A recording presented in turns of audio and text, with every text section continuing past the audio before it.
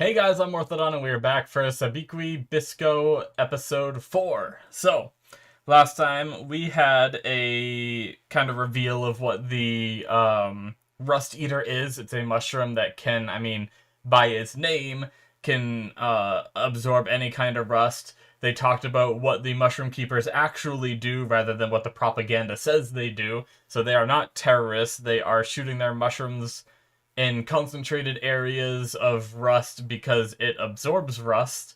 But because people keep seeing these mushrooms in concentrated areas of rust, they think that the rust comes from the mushrooms. So, and I imagine I feel like there's some kind of government conspiracy from certain figureheads like Kuragawa, I think his name is, to try to keep it on the download that Mushroom Keepers are actually doing good because he wants to keep making money off of all this rust sickness and everything. Because he talked about like because of the rusting, the outside world like pays a lot of money or whatever. So and now we have Jobby staying behind, but Bisco and Dr. Panda, Milo, have gone off to search for the Rust Eater. They at the end of that episode, we had them show up at the Nico War Monument, I think is what it's called, and it came alive right at the end. There was like a giant like hermit crab looking thingy majiggy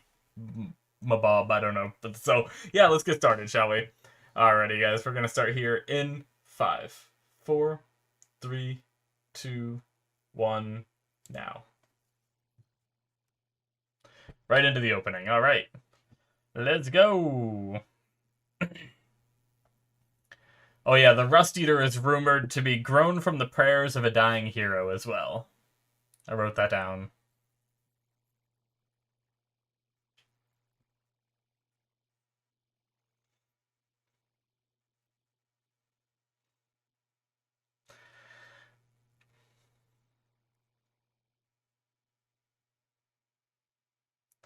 So funny, like regardless of what shows I watch before I go into this one's just so weird, it just blows everything out of the water. It's like it makes even some other stuff that I watched seem so grounded in reality.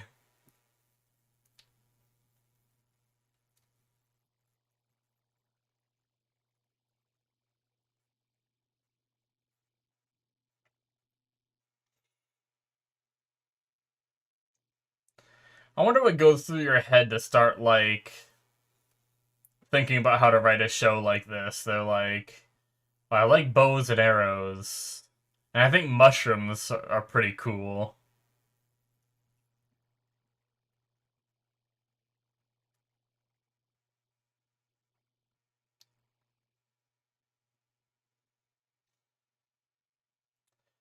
Alright.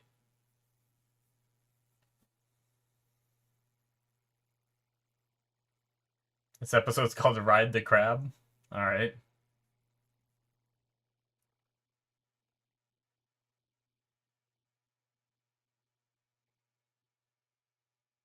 Why are you wearing so many layers?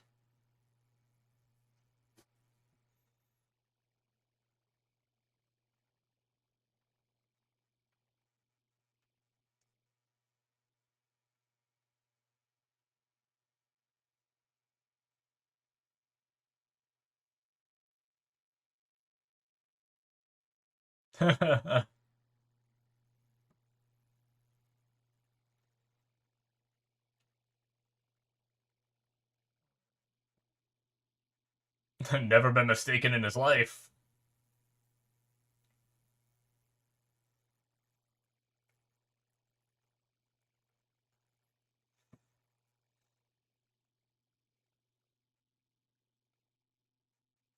He's looking for someone?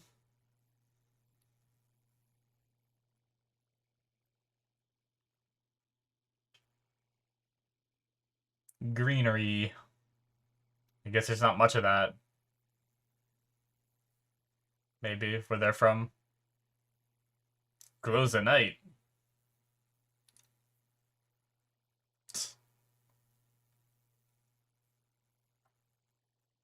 They float!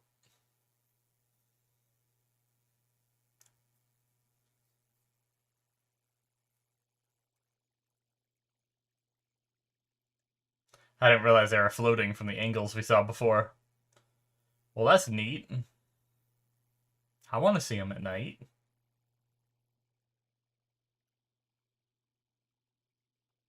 Uh-oh. Uh-oh. Panda gonna pass out. What happened? Why did he pass out?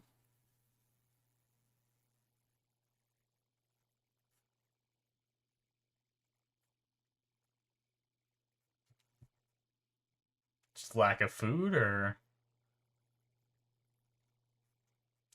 Those do not look edible.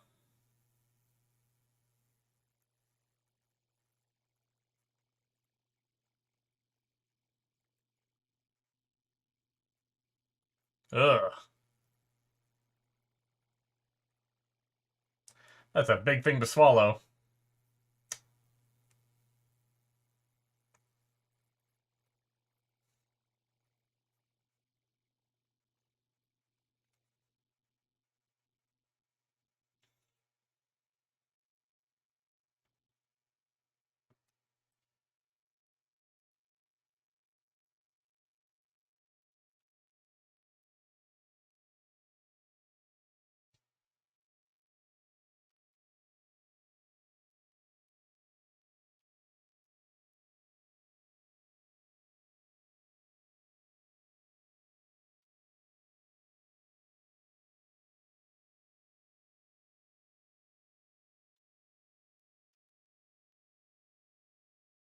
Ride the crab. They don't need a car. The episode title.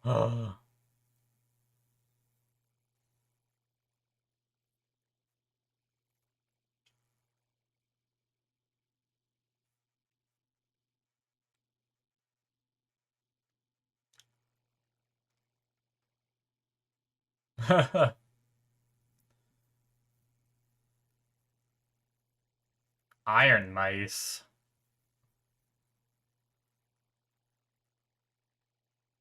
Jeez.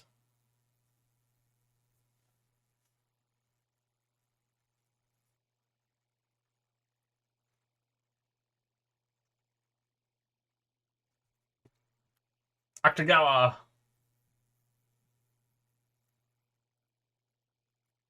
Jeez.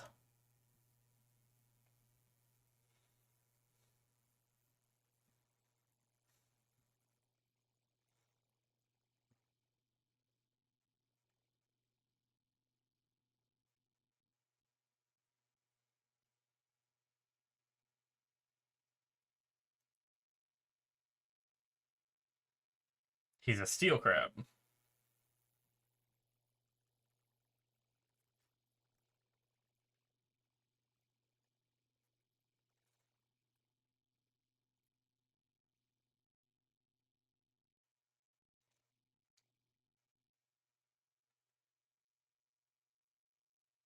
Alright. Can a crab that size fit through a mine? Aren't mines usually, like, very narrow?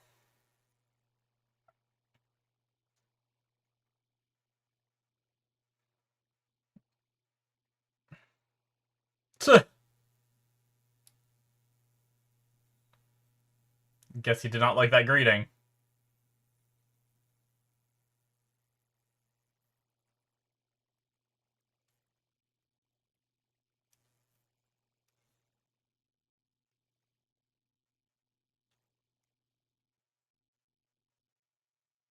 Hates doctors. Well, that's a random thing to hate.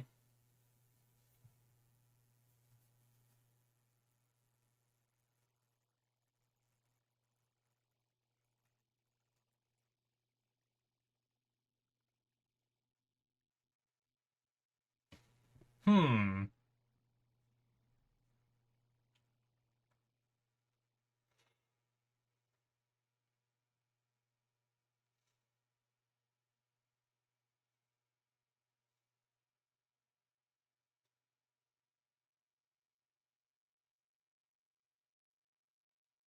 The music too. Nice.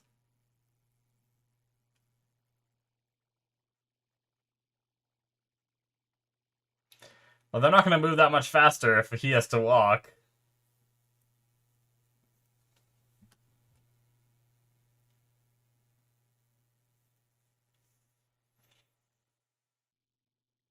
He's going to get thrown again.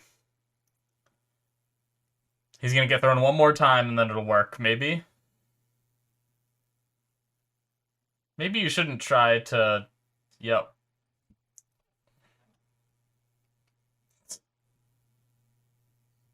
God damn it, Bisco. Just cackling over there.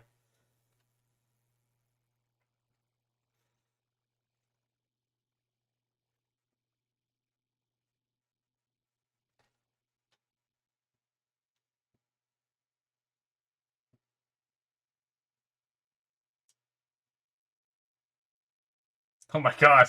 How'd you fall off?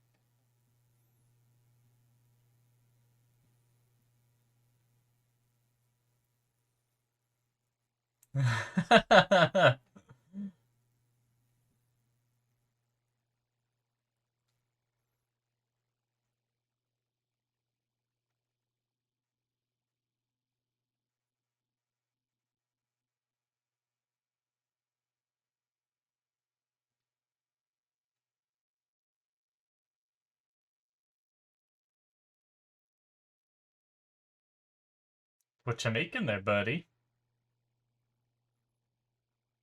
Oh, is this how... Oh, are we seeing... So does he actually, like, imbue his arrowheads with something to make them grow mushrooms?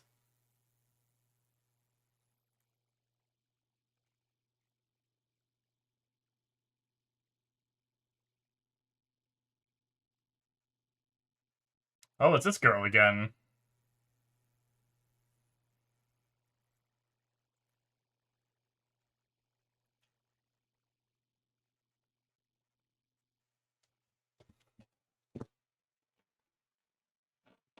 Well, we picked up the girl of the group now, didn't we?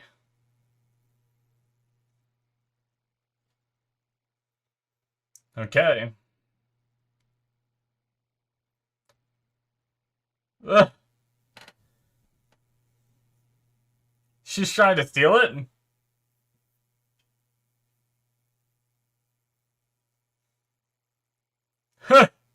Mushroom time!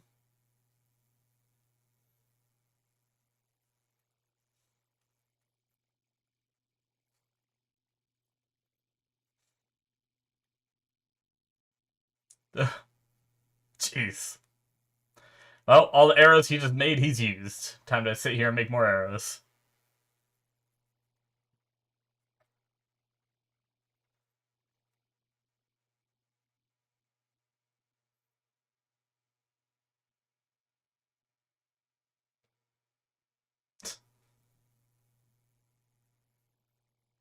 Alright. Is pink-haired girl gonna join them? That's like... She's been in like every episode. He's not gonna want it. No medicine. Oh. Aw. Yeah, good boy. Good Actagawa. He's a doctor. He's used to treating kids and stuff.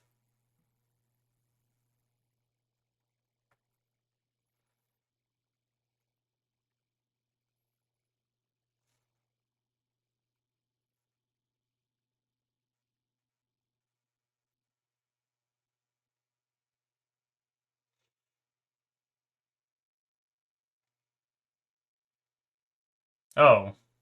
So we're seeing the journey up to where we left off in the last episode then? Right? Oh my god, she's here too.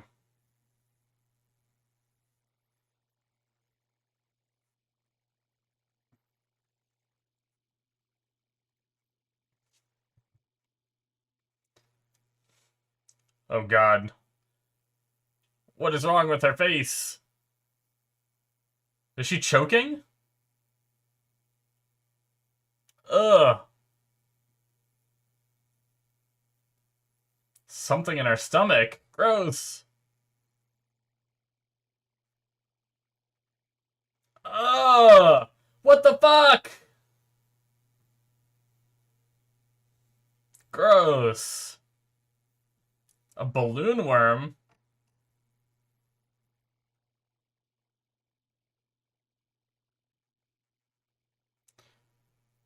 Shit. On a special forces.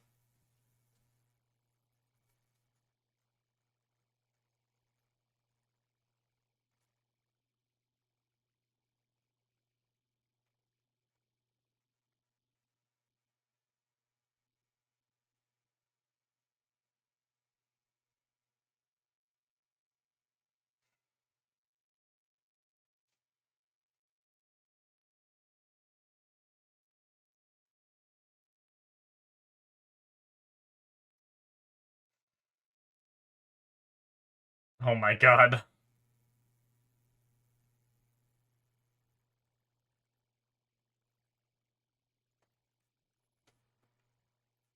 What is she doing? Oh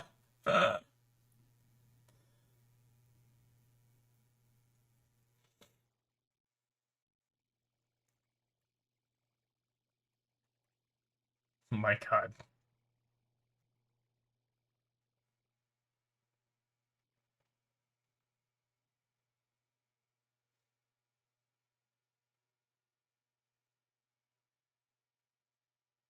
Jeez. What kind of life has she led to make her think that that, I guess.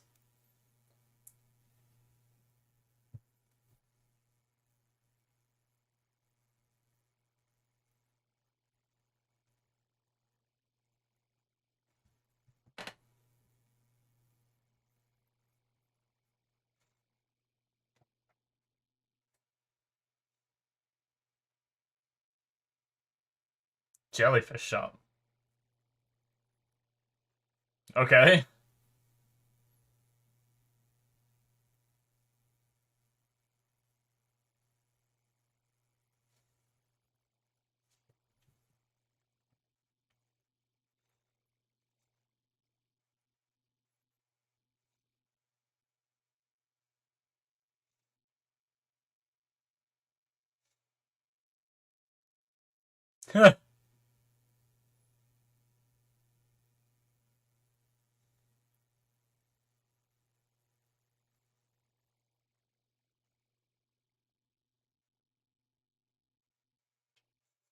We saved your life. And you just happen to be too strong for me.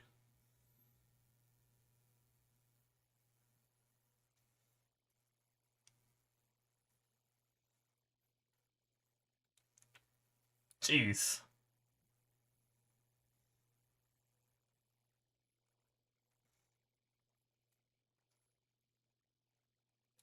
They didn't buy anything too nutritious, I feel like. I feel like cookies aren't the best thing to buy if you're looking for food.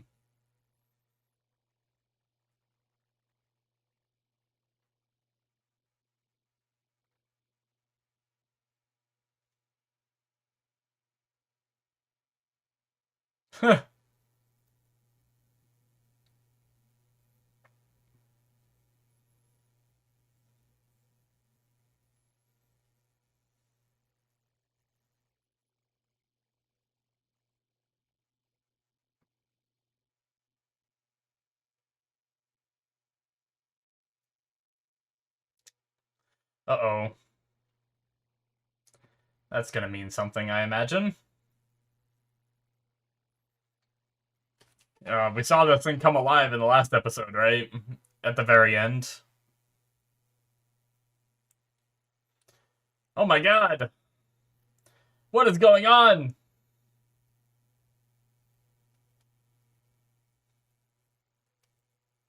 Jesus.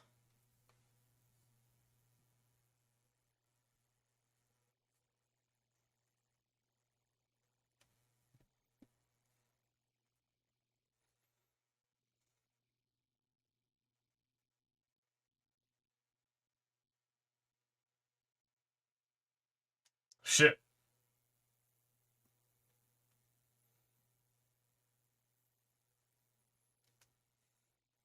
Uh-oh.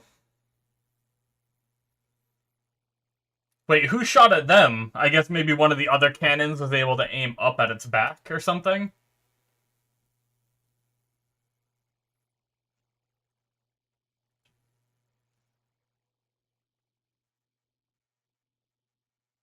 Alright, well.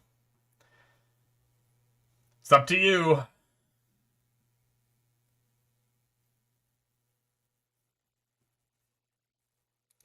Split open its head.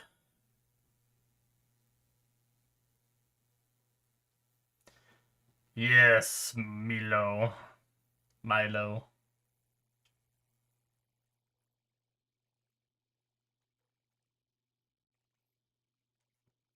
Is that the same shot we saw a second ago? It's fine.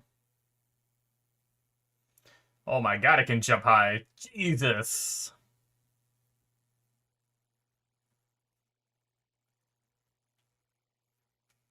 Alright, and it's cracked. Now he's gonna shoot it.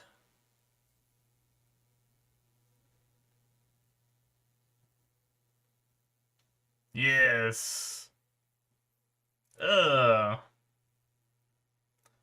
Mushroom time.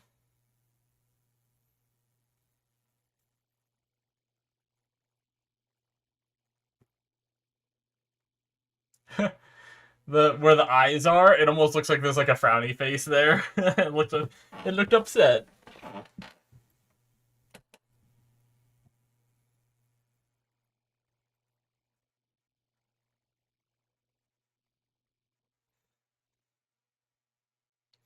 Well, now that monument is in a totally different place if it can't move. They're gonna have to redo their maps. Oh, well, fuck. Well, of course.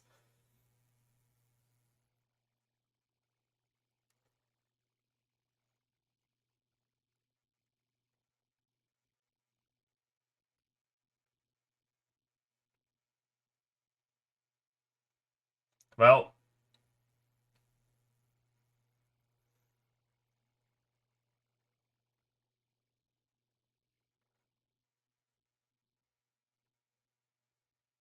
Alright.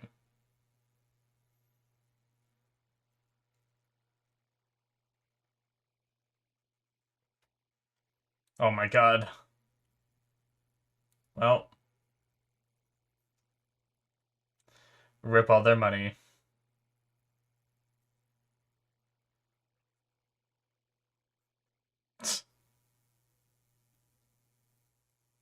Okay, she took the money but left some things. Alright. I guess that's good. Yeah, I mean, I guess they have food, though.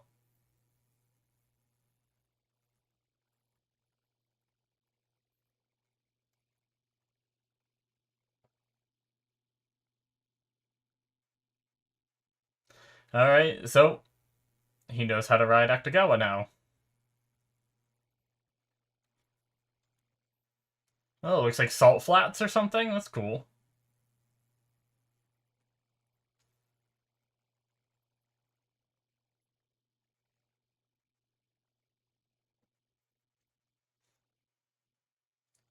Didn't you get left some food?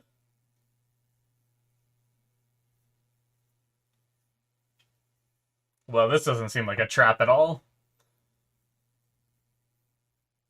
I guess maybe they've been traveling for a while. Maybe it's all gone.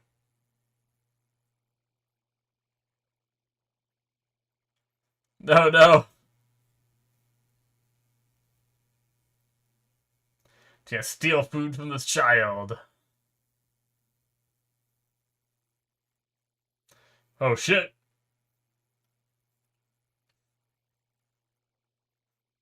A bunch of kids.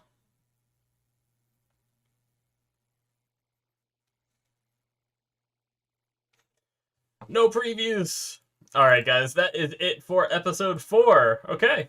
Interesting episode.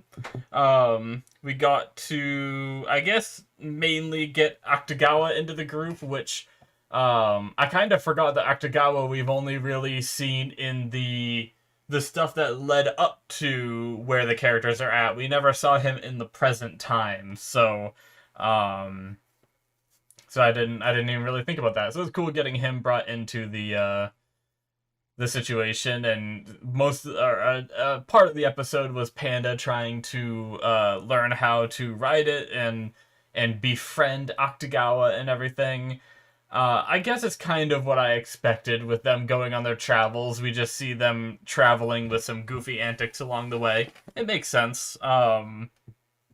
So why did Panda pass out in the beginning? Is it, I mean, I guess they never really explain that, right? Is it just like lack of food, lack of nutrition in the way they're going kind of thing? Because that's kind of like a common theme of this episode, is they seem constantly like on the verge of starvation. Um, but or maybe it was just exhaustion from everything that's happened so far and all that. I don't know, but yeah, they talked about how Jabi, which I wrote down in a previous episode, only has 1 month, and then Pawu only has 3 months. So we got to try to find that Rust Eater to save some of these people. So they say that the Rust Eater is in a secluded part of Akita, so that's where they're headed to. And they're going to be going through the bone coal mines, where there are iron mice that roam in hordes that can eat people down to the bone in like seconds. He said that's terrifying. It's like freaking piranha mice. Oh man, I don't want to have anything to do with that. But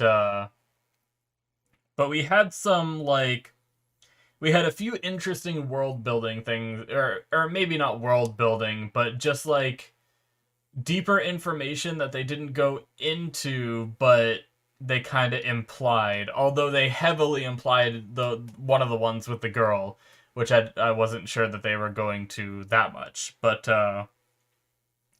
So one, Actagawa hates doctors. Now, at first I took that as just a, well, that's random sort of thing. Like, oh, they're just trying to create this conflict that can then get resolved throughout the episode. But then I thought, like, if Actagawa hates doctors, could there be something more to that? Like, I don't want to dismiss things as just being silly, because I feel like that's not fair to the show.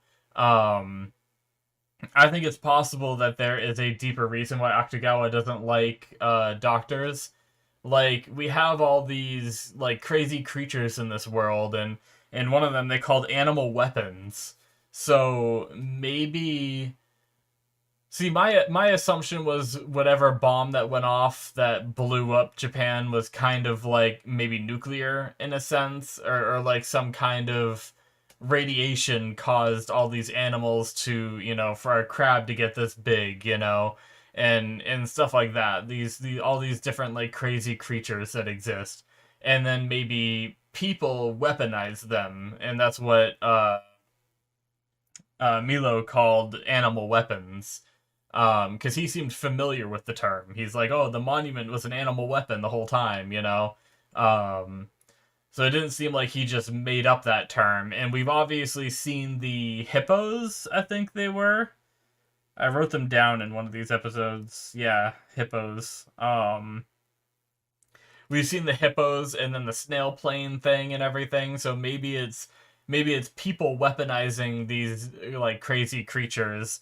And maybe Actagawa hates doctors because maybe we'll eventually learn about Actagawa's backstory, and maybe like Jabi and Bisco saved Actagawa from like being experimented on and being turned into a weapon or something, or there is some kind of past there, or maybe it's just supposed to be implied and we're never going to get like a backstory on it or something, But I think it's possible that maybe there were some kind of like doctors, or maybe he correlates doctors and scientists together and it was scientists that were doing it. I don't know, but interesting. The other one, which was heavily implied, I think, was the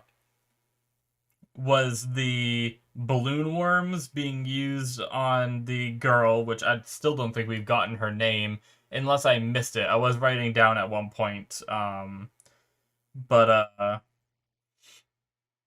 but the balloon worm is used on prisoners. They put like the eggs in your stomach, and then you have to constantly take a medicine to stop them from hatching and stuff like that. So that's terrible, terrible, terrible. And that way, if you run away, it just kills you. But luckily, they were able to get that one out of her. And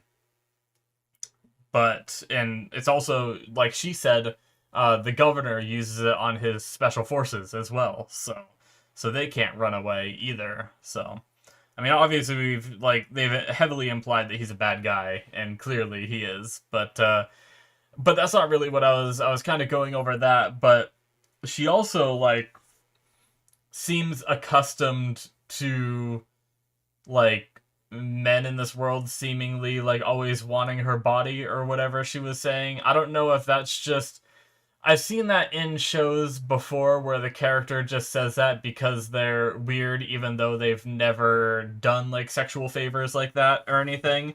But the way she said it, kind of the confidence she said it at, and even like had a price like a little bit later on, she said that like, I'm going to bed. If you want to touch my body, it's like 100 shoals or whatever their currency is.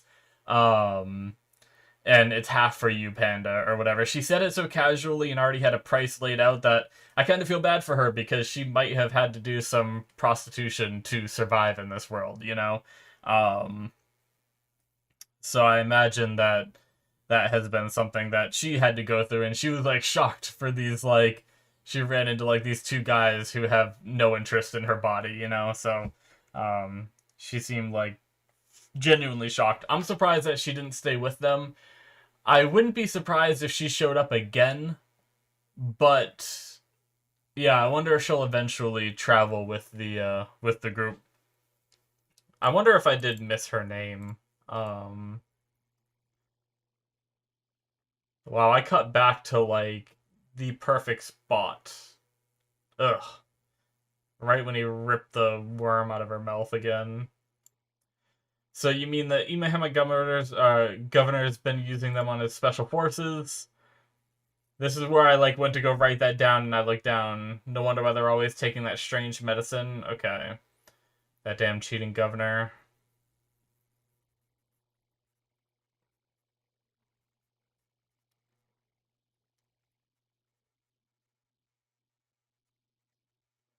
Okay, I don't think she introduces herself. We know she runs the jellyfish shop, but I don't think she...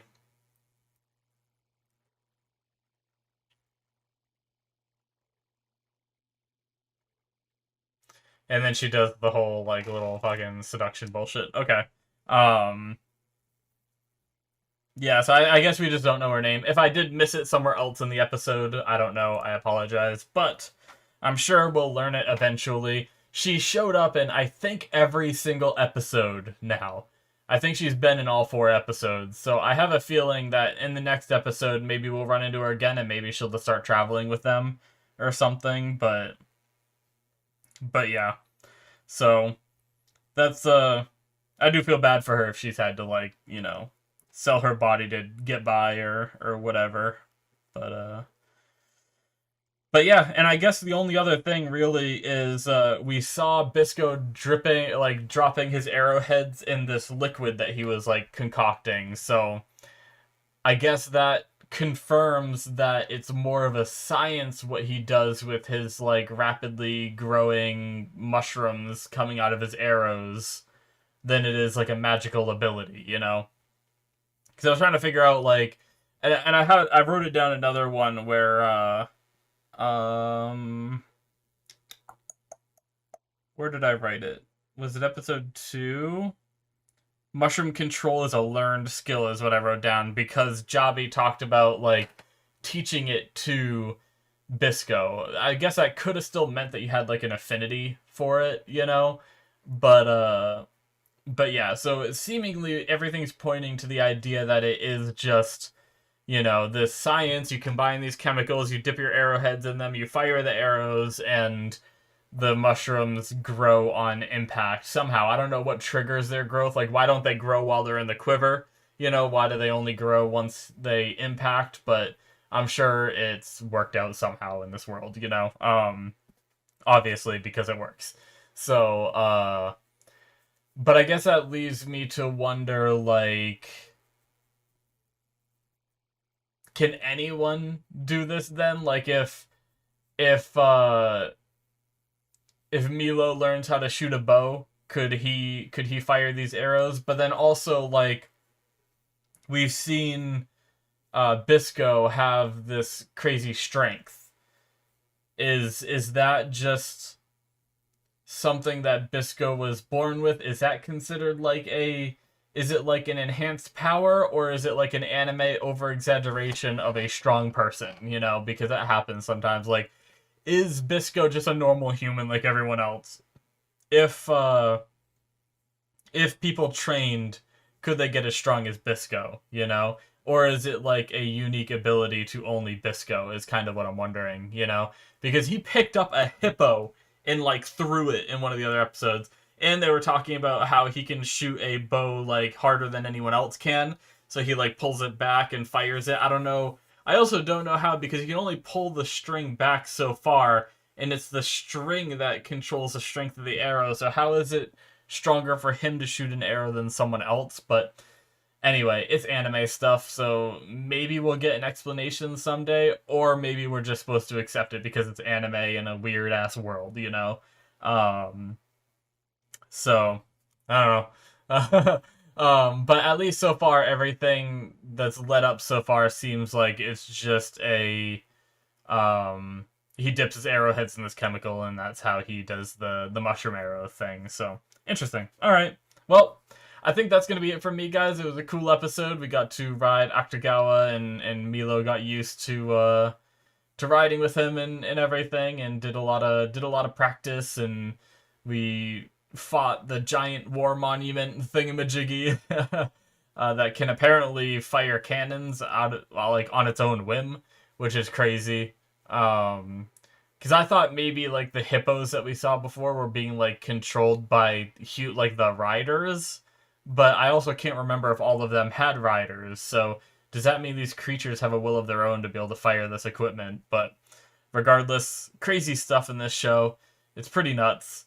But I look forward to seeing more of this craziness. So yeah, guys, that's gonna be it for me. Thank you so much for watching. Hit that subscribe button if you enjoyed. Check out my Patreon if you want to see more from me. Link in the description, popping up on the screen. Patreon.com/Morthadon if you want to type out the link, and you can see early access for some of my other shows as well as Patreon exclusives. So check all that stuff out if you're interested in supporting the channel further. Thank you guys so much, and I will see you in my future reactions. Bye bye.